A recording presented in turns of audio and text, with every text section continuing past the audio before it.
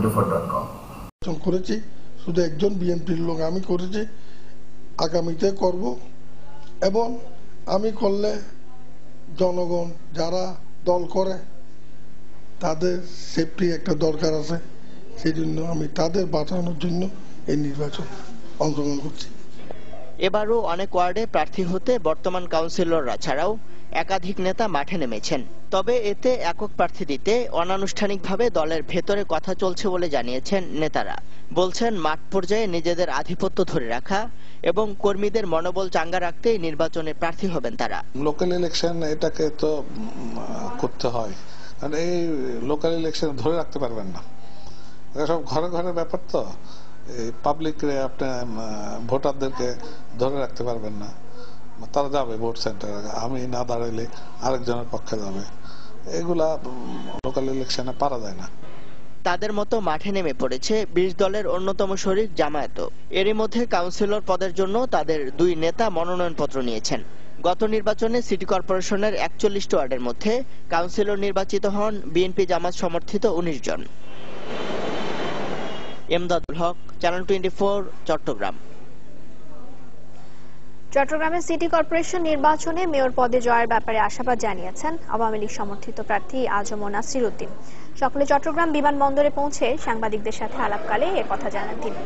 বলেন, নেতাকর্মীদের সাথে আলাপ করে নির্বাচনী কৌশল ঠিক করা হবে, তাদের সবার অভিজ্ঞতা কাজে লাগিয়ে আসন্ন সিটি কর্পোরেশন নির্বাচনে বিজয়ী হবেন, এমনটাই প্রত্যাশা তার। সিনিয়র নেতৃবৃন্দরা আছেন, আমরা সব একসাথে বসে আলাপ আলোচনা করে আমাদের নির্বাচনী কার্যক্রম কিভাবে পরিচালনা করব এবং বিজয়টা আমরা কিভাবে ছিনিয়ে আনবো ইনশাল্লাহ সেটা নিয়ে আমরা আলাপ আলোচনা করেই আমাদের সমস্ত কর্ম পরিকল্পনা নির্ধারণ করব এবং আমি যাতে সততার সাথে, বিশ্বস্ততার সাথে, আন্তরিকতার সাথে আমার উপর অর্পিত যে দায়িত্ব বা দীর্ঘদিনের যে প্রত্যাশা সেটা পূরণ করে চট্টগ্রাম নগরীকে একটা বিশ্বমানের নগরীতে রূপান্তর করতে পারি। এদিকে সিটি নির্বাচনে চট্টগ্রামে দলীয় সমর্থন পাওয়ায় আজম নাসির উদ্দিনকে শুভেচ্ছা জানিয়েছেন মহানগর আওয়ামী লীগের সভাপতি এবং সাবেক মেয়র এবিএম মহিউদ্দিন চৌধুরী। ভবিষ্যতে বন্দর নগরীর সন্ত্রাস নির্মূল এবং উন্নয়নে একসাথে কাজ করবেন বলেও জানান তিনি। আমার দলের পক্ষ থেকে যদিও এটা দলের সরাসরি নির্বাচন নয়, নাসির তার নির্বাচন চালাবে। যারা ভোটার আছেন চট্টগ্রাম মহানগরীতে তাদের প্রতি আমার আবেদন থাকবে নির্বাচনে যে স্বাধীনের সপক্ষে সংগঠন যারা আছে তাদেরকে যেন মনোনীত করা হয়।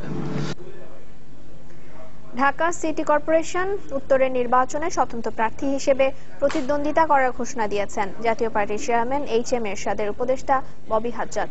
রাজধানী বনানীতে নিজ কার্যালয়ে সংবাদ সম্মেলনে তিনি এ ঘোষণা দেন। বলেন, জাতীয় পার্টি এরই মধ্যে মেয়র নির্বাচনে প্রার্থী মনোনয়ন দেয়, দলের সিদ্ধান্তের উপর সম্পূর্ণ আস্থা রেখেই স্বতন্ত্র প্রার্থী হিসেবে লড়তে চান তিনি। এতে চেয়ারম্যানের সমর্থন আছে কিনা এমন প্রশ্নের জবাবে ববির দাবি, চেয়ারম্যানের আশীর্বাদ সবসময় তার সাথে আছে।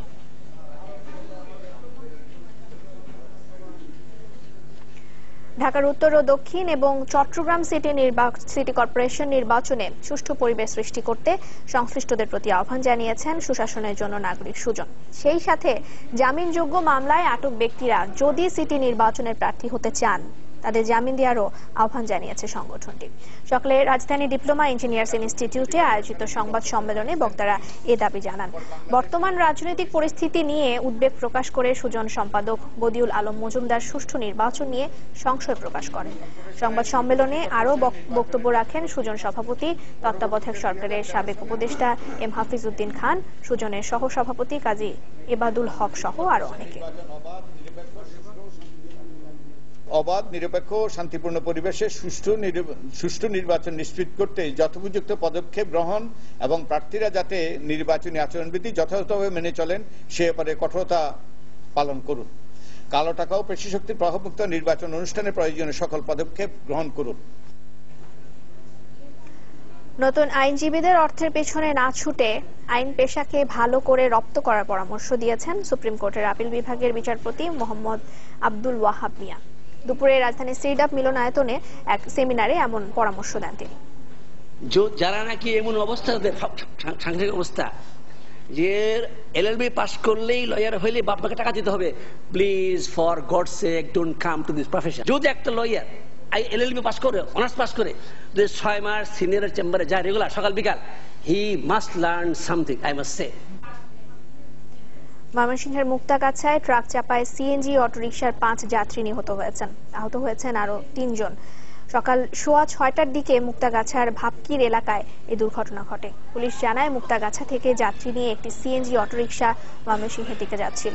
ভাবকির এলাকায় পৌঁছলে বিপরীত দিক থেকে আসা ট্রাক সেটিকে চাপা দেয়। এতে ঘটনাস্থলেই মারা যান 2 জন। মুক্তাগাছা স্বাস্থ্য কমপ্লেক্সে মারা যান আরো 1 জন, আর ময়মনসিংহ মেডিকেল কলেজ হাসপাতালে মৃত্যু হয় বাকি 2 জন।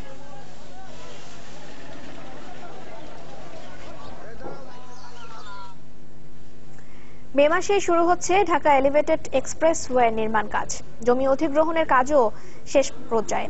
প্রস্তুতি চলছে প্রকল্প এলাকা পরিষ্কার করে নির্মাণকারী প্রতিষ্ঠানকে তা বুঝিয়ে দেওয়ার। প্রায় 9,000 কোটি টাকার এই প্রকল্পের অর্থায়ন নিয়েও কেটেছে শঙ্কা। এয়ারপোর্ট থেকে কুতুবখালী পর্যন্ত 20 কিলোমিটার দৈর্ঘ্যের এই উড়াল সড়ক হতে যাচ্ছে সরকারি অংশীদারিত্ব বা পিপিপির সবচেয়ে বড় প্রকল্প।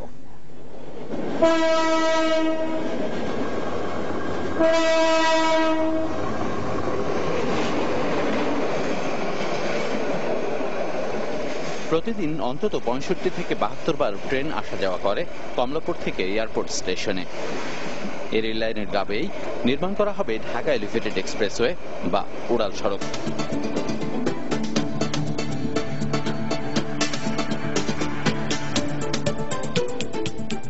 এয়ারপোর্ট থেকে কুতুবখালী পর্যন্ত 20 কিলোমিটার দৈর্ঘ্যের এই প্রকল্প প্রায় বছর 5 পুরনো, কিন্তু সম্প্রতি এটি বাস্তবায়নে নড়েচড়ে বসেছে সরকার। সবশেষ অগ্রগতি হলো দরকারি 200 একর জমির প্রায় পুরোটাই করা হয়েছে দখলমুক্ত। মাসখানেক পর থেকেই যা 3 ধাপে বুঝিয়ে দেওয়া হবে নির্মাণকারী প্রতিষ্ঠান ইতালথাই কোম্পানিকে। বিনিয়োগকারীকে জমি হস্তান্তরের জন্য জমির ভিতরে যে অবকাঠামো আছে, ইউটিলিটিস আছে, অল এনকাম্বারেন্স ফ্রি করে ওদেরকে হস্তান্তর করবে। আশা করছি মে-জুন মাস থেকে প্রকৃত নির্মাণ কাজ শুরু হবে। সরকারি বেসরকারি অংশীদারিত্ব বা পিপিপির সবচেয়ে বড় এই প্রকল্পে শেষ হয়েছে মাটি ভরাট। পরীক্ষামূলক পাইলিং এর জন্য আনা হয়েছে যন্ত্রপাতি। খরচ হতে যাওয়া প্রায় 9,000 কোটি টাকার 5,000 কোটি আসছে চীনের একটি ব্যাংক থেকে। এছাড়া বাংলাদেশের 4টি ব্যাংক এই প্রকল্পে ঋণ দিচ্ছে 1,000 কোটি টাকা। মোটা অর্থ সহায়তা আসছে সরকারের পিপিপি তহবিল থেকেও।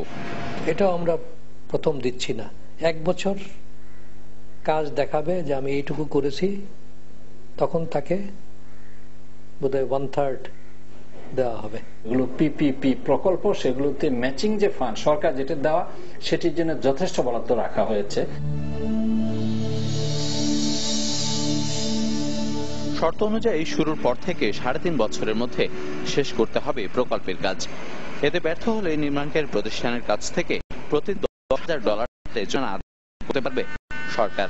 আর সরকারের গাফিলতির কারণে কাজে বিলম্ব হলে একই হারে গুনতে হবে উল্টো জরিমানা।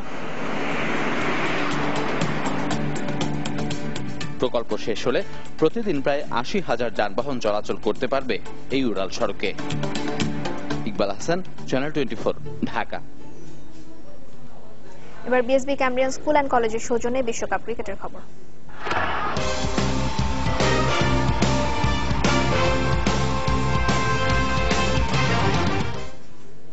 সপ্তমবারের মতো বিশ্বকাপের শেষ চার নিউজিল্যান্ড। কোয়ার্টার ফাইনালে 140 রানের বিশাল ব্যবধানে ওয়েস্ট ইন্ডিজকে হারিয়েছে ব্ল্যাক ক্যাপরা। বিশ্বকাপে ব্যক্তিগত সর্বোচ্চ রানের রেকর্ড গড়তে ডাবল সেঞ্চুরি করেন মার্কিন গাপটিল।